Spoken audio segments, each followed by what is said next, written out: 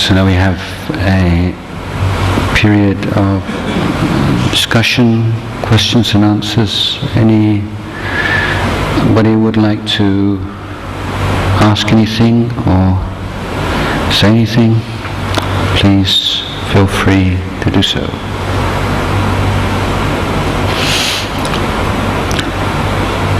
This is purely intellectual. Some systems say that the center of the body is 2 inches below the navel, some say above, and there are systems that even say that the center is, the eye center is the main door.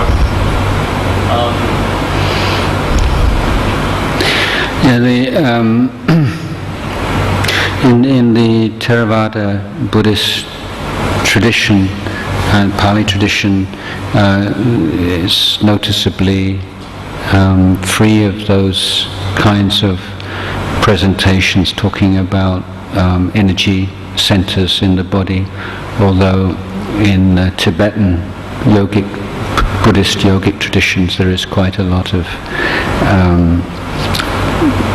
emphasis on those things. I would assume that the Buddha felt that was one of the things that was unnecessary to take too great an interest in. But if you practice yoga or or qigong or anything, you begin to experience energy in those areas, and what they call chakras, and I think it depends a little bit on your on the individual which chakra tends to be most powerful or active, whether there's one here, there's one here, there's one here, and here, isn't there?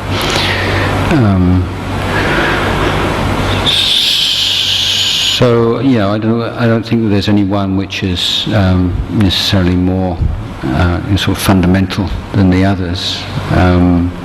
In certain yogic practices, meditations, you can feel this like kundalini energy that goes from the base up to the top of the head, and if you practice a lot of metta meditation, then you tend to feel in the heart chakra more. If you do a lot of Tai Chi exercises, then the hara becomes very active. So I think it's just things to observe and to be aware of, but that they're not. That a knowledge of these or a meditation on them is not essential to the Buddhist path, at least as it's developed in this tradition. Is there any significance that on some Buddha images has Yes, that's related. The sort of so-called third eye. The same with the flame from the top of the head. These are sort of iconographic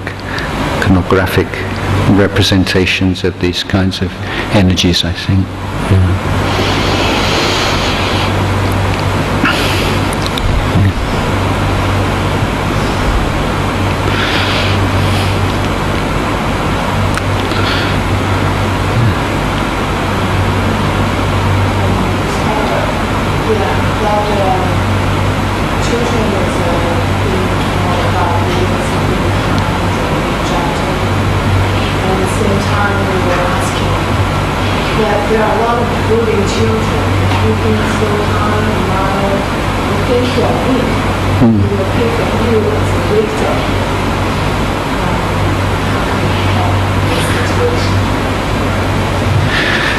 I don't think that the Buddhist teaching is one of passivity and just allowing yourself to be bullied and just say, oh, thank you, I forgive you, or something like that. But I think that the point is that if you're not initiating or reacting to bullying and to that kind of behavior, then in one way you're protecting yourself against it. But I think it's sometimes you have to stand up for yourself, and there's kind of no fixed way. You should always, in every circumstance, be like that. I think with children, with boys particularly, sometimes they just have to show they won't put up with any nonsense. But it's more not taking the initiative and being aggressive oneself. Often, if children have a real sense of self-possession, and that they're not fearful and anxious and afraid, that they don't draw that kind of energy. There is respect for that, and that also children have to help each other. If you have children who are kind to each other and are friends with each other and stick up for each other, then that's also a protection. Bullying is an awful thing, and I don't think that there's any way you can teach a child and say, now you'll be safe from bullying. I know when I was growing up, a lot of bullying in schools in England. When I was bullied at school at some points, but the boys that learned martial arts and things like that, they tended to attract more violence than the children that didn't, because when you learn something, you want to use it, and it's a kind of a challenge to other kids as well. So even the sort of, make your kid tough, teach them Thai boxing or martial arts, and then they'll be safe from bullying. I don't think that that's necessarily, the case either. But not contending with other people, keeping away, but having that, also not projecting the sense of fear and anxiety, and so people have a certain sense of respect and care about you is also probably a good way. I guess what I'm saying is, Buddha's not just saying, be kind and be gentle and let people trample all over you, but it's like use your common sense as well.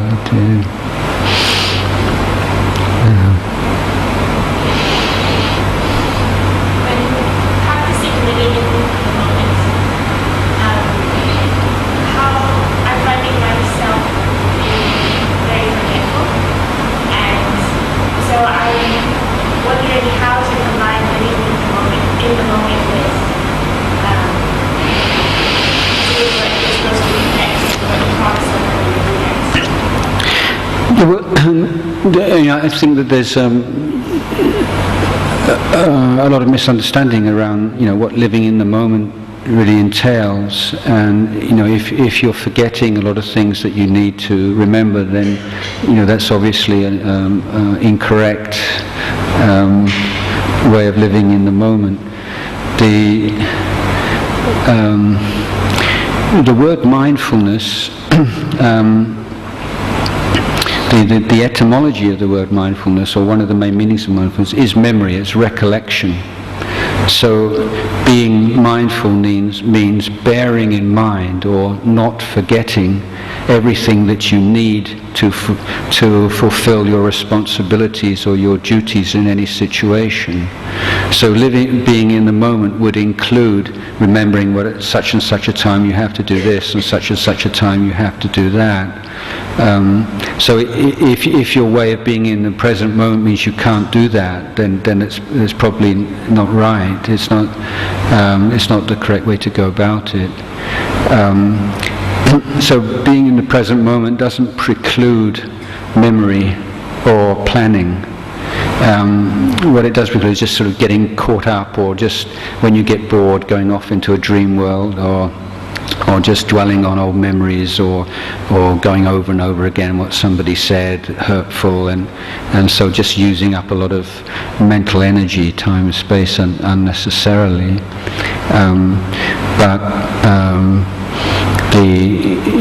The effort is to fulfill your responsibilities in the best way that you can, and that demands being able to remember things at the right time.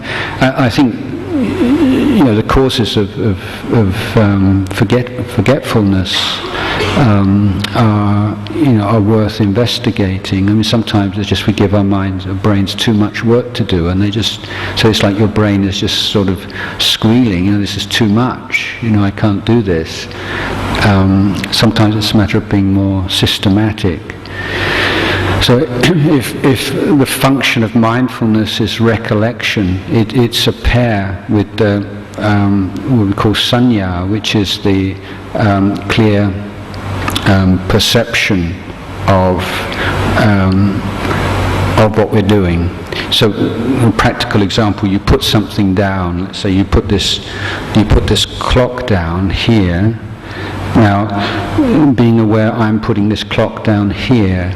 That's perception. That's you're creating a clear perception of where something is. So in future, when you want to recollect it, which is the function of mindfulness, your ability to recollect is conditioned by how clearly your original perception of where you put it was. So if you're doing a lot of different things at once, and you haven't clearly established in your mind where you put that, then it's quite likely that you'll forget. And it's not necessarily a fault of the mindfulness, the recollection function, but of the being aware of putting it somewhere in the first place. So in Buddhist psychology, you separate these two things. If you can compare it with a computer, it's like entering data into a file and then retrieving the data. So the mindfulness is like the retrieval, and the sanya is putting the data and being systematic about where you put it, so that you can retrieve it more easily. So most people make the assumption that their problem is sort of in the retrieval. My memory is hopeless, but often it's prior to that the original presence of mind when you made the original decision, or say when you decide, okay, I'm going to meet somebody at 2:00, then that's a very clear point in your mind, so that it will come up again in future when you need it. I think we're very unsystematic about memory, and there are a lot of very simple and practical means of developing memory, which for some reason aren't usually taught in schools. There's very simple mnemonic techniques, which if you do have a problem with memory, that's well worth going into. You can find these kind of things on the web or in books these days.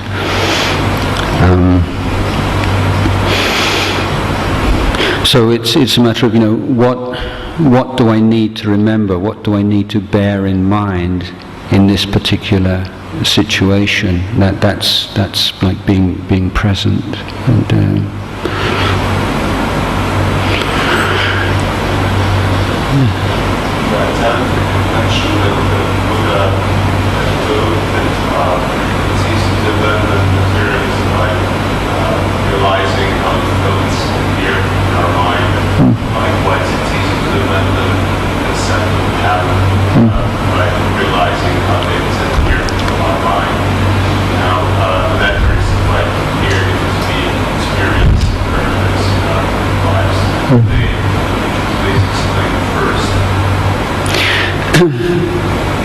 As the Buddha often presented his teaching as a middle way, and that middle way teaching was developed in various contexts. And one of the ways the Buddha taught about the middle way is between two what he considered to be extreme philosophical systems. And the Buddha said that these kinds of philosophical systems are based upon a lack of observation of the way things are, and that they are no longer,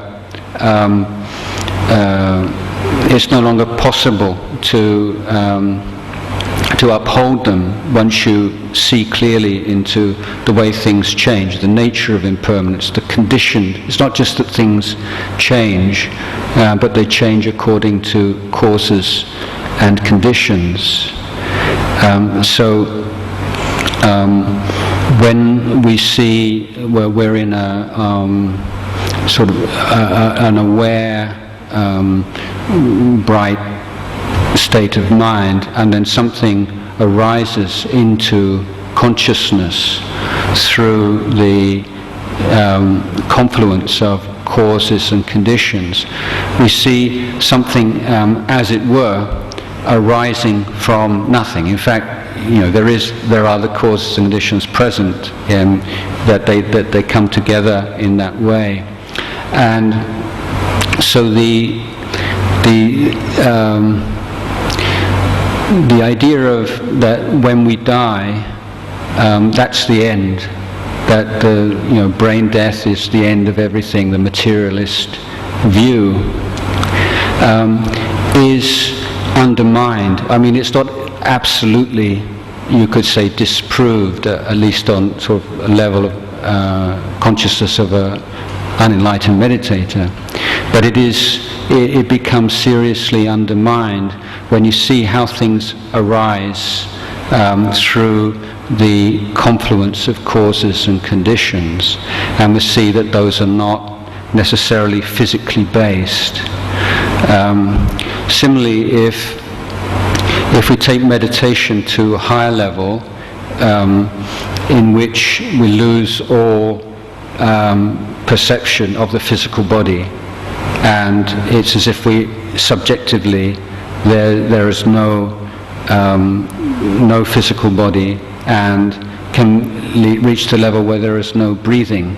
It's as if we stop breathing, and that kind of experience of this very bright, clear, still awareness, which is absolutely independent of any physical sense, again gives one a very strong faith that the physical death of the body is not the end of everything, that there is something which is independent.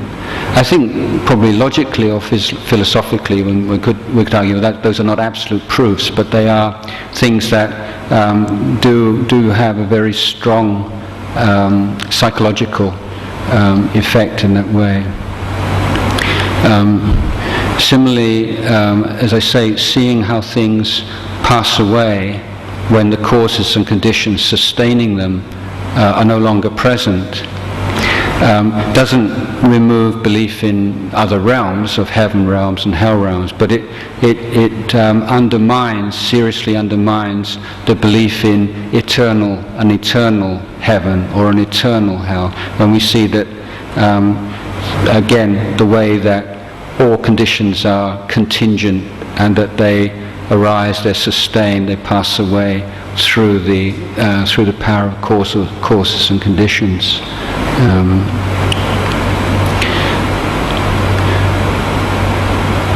So the belief in a fixed fate, in Creator God.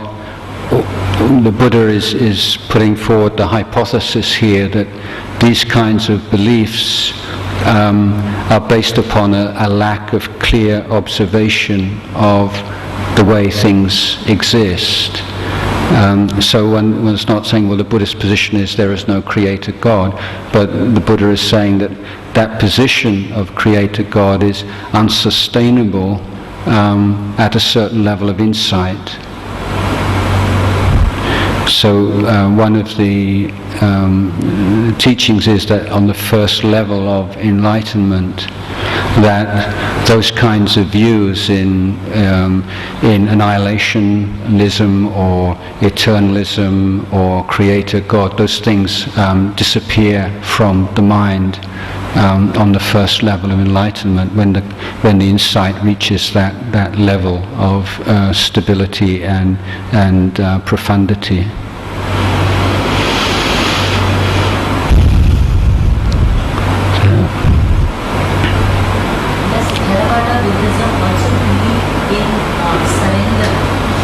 Surrender. Like Vajrayana believes in surrender and devotion. Plus, Theravada also believes in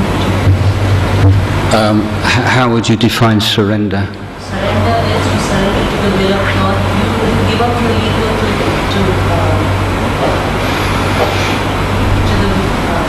to whatever is will, to the higher being. You give up your ego. That's your surrender. I mean, I wouldn't actually use the word surrender in that same way, surrender to something, but more there is the surrender of, attachments. You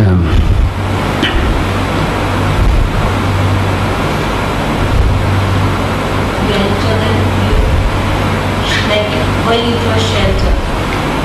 I give up what is mine and I enter your abode of your will. I surrender my will to your will. No, you don't have to do that. Yeah. No, that I wouldn't look at it in that way myself,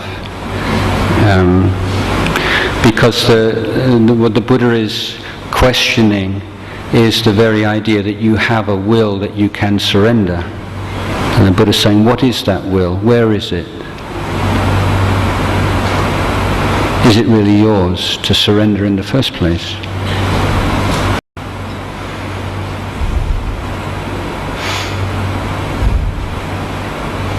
So there's no will, so you cannot surrender.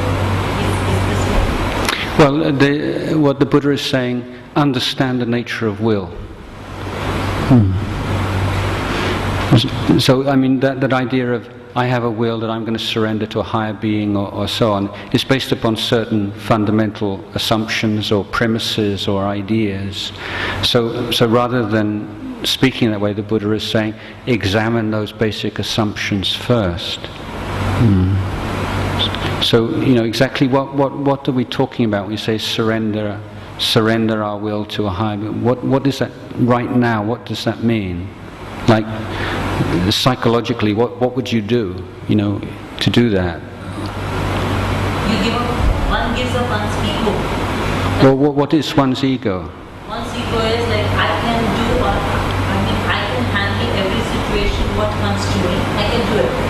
And after a certain time, when you say, okay, I surrender, I follow what you think is right for me, let that happen to me. Like the philosophy of karma. Yeah, but who are you surrendering to? The will of God. Well, how do you know what the will of God is? Whatever happens in the will of God. Really? Yes. Well, then why do anything at all? Why get up in the morning? Why get up in the morning? Because Hinduism also believes in the fact that you are given a certain things. You can either go ahead of it or you can worsen it. That is